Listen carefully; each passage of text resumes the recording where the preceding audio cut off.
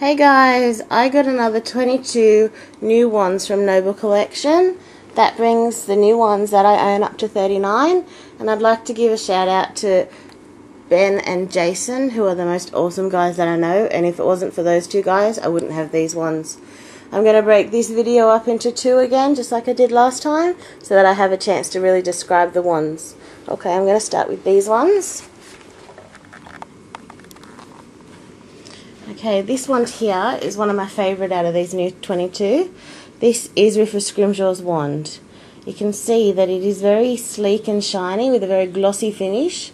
It's done in a mahogany colour, and it's very sleek, very suited to a Minister of Magic, with this silver adornment that breaks up the handle from the shaft. You can see the handle gets thicker at the very base. Another one that I've fallen in love with is Grindelwald's wand. Now this wand, it literally just tells a story. It's amazing. You can just imagine the duel that it went through with the Elder Wand, the magic being so powerful from the Elder Wand that it simply split Grindelwald's wand right in two, and you can see the split twist through the entire length of the wand. There are also 3 thorns on this wand, one here at the base, at the top of the handle, one here, oh, here it is, in the middle of the wand, and one at the very tip. I just love how much effort and detail has gone into this single wand when we barely even see Grindelwald's character through the movie. It's gorgeous just to see the inside of the wood with the barky finish. I really do love this wand. This next wand is Gregorovitch's wand. You can see the handle is a gnarled sort of branch which tapered into a point, and then on either side there are some tiny little ruins, as you can see, that travel part way up the handle. The gnarled design of the handle contours into a straight lean shaft, and as you can see the shaft darkens the further you get down to the tip. It's a very nice wand. This wand here is Pius Thicknesse's wand.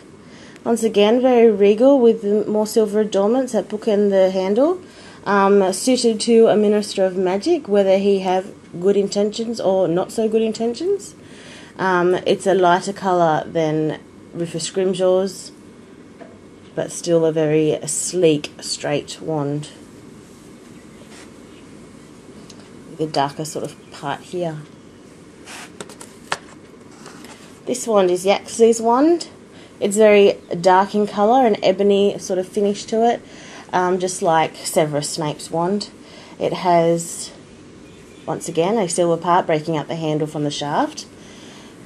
You can see the handle is very defined in this one, the way that it has been made, with some grooves at the base of the handle and matching at the base of the shaft.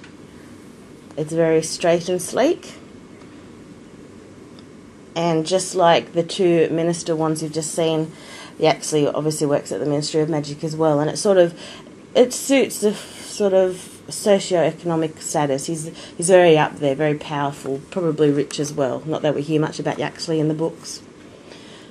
This wand is Alecto Carrow's wand, and when I first saw it I thought of, like a candy cane or some sort of lolly treat, but if you have a close look at these 3 tones that wrap around the handle, you can see that they're actually imitating vines. Particularly this middle shade, you can see it's got tiny little thorns on it. And then the darker shade, it's got the grooves of sort of like a very a rugged sort of line, and then the smoother one as well, and they wrap around in a spiral to make the handle. Now the handle is actually rather long in this wand, and then compared to the shaft, which isn't quite as long. The handle is very thick. I'm not all that fond of it, but I do still really love it. And it's got more of a bauble-y sort of finish at the base of the handle. This next wand I really do like as well. It's the Death Eater Thorn wand, and you can just picture this wand being used as a physical weapon as well. Imagine someone like a Death Eater in the middle of a battle, if you got close enough to his opponent, just that being jabbed, that would hurt like hell. It would be horrible. But the thorns, I think, look very realistic. They're placed in a way that do look like a very hardy sort of plant, and this wand has been cut from. So the thorns are on the shaft, but then the handle tapers down into a sort of a very thick thorn shape. You can see the grooves of the wood, which I do really like. I like that they're actually cut out and not painted on.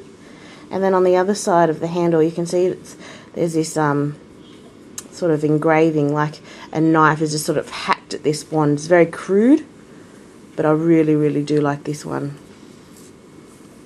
It's very nice to hold as well, I think. It sort of fits nicely. This one here is Gregory Goyle's.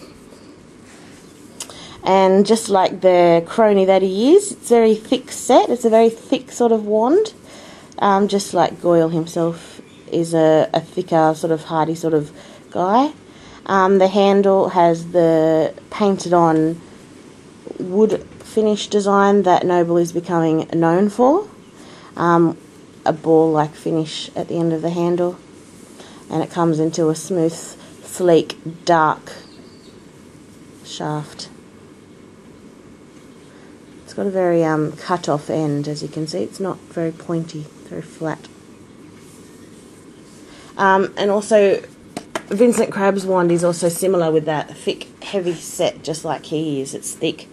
You can imagine easily held in a meaty fist. It wouldn't slip out of his hand like a thin one probably could. You can see this design as if it's sort of been in a lathe, and it's given this sort of pattern and contour to the handle, which continues up to break up the handle from the shaft, and then the shaft is smooth and sleek. My wand, I don't know if all of them are like this, it has a very thick sort of brown part to the end of it, cut off tip, as if they forgot to lift up the paintbrush. Okay, this wand is Professor Flitwick's wand. Now if I show you the very base of the handle, you can see it's divided into sort of 4 points. These interesting sort of the grooves that come right up through the handle, the very thick grooves. And you can see it's also cut at an angle.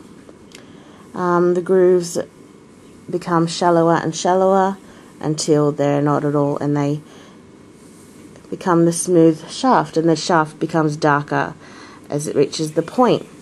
I think it's quite a long wand for Flitwick. It probably is balanced out if you've ever noticed how long his shoes are. So with a long wand and long shoes, then it would sort of balance it out. But yeah, it's still a very nice wand, which I really do like. And I also have Professor Sprout's wand.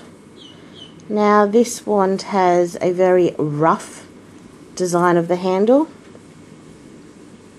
as you can see. A bit of a bauble-y bit that breaks up the handle from the shaft, and the handle has this sort of end to it. The roughness extends into the shaft about, or not even an inch, a couple of centimetres, and then it curves into a lighter, tapers into a lighter, smooth finish of the shaft. I also got Oliver Wood's wand in these 22, and if I compare them, just like Molly Weasley and Lucius Malfoy's wand, the design is practically identical. The only difference being is the colour. Oliver Wood's wand is much darker, while Professor Sprout's wand is lighter. Alright guys, that is the first part of this video done. I will continue on with the next one. Stay with me. Bye!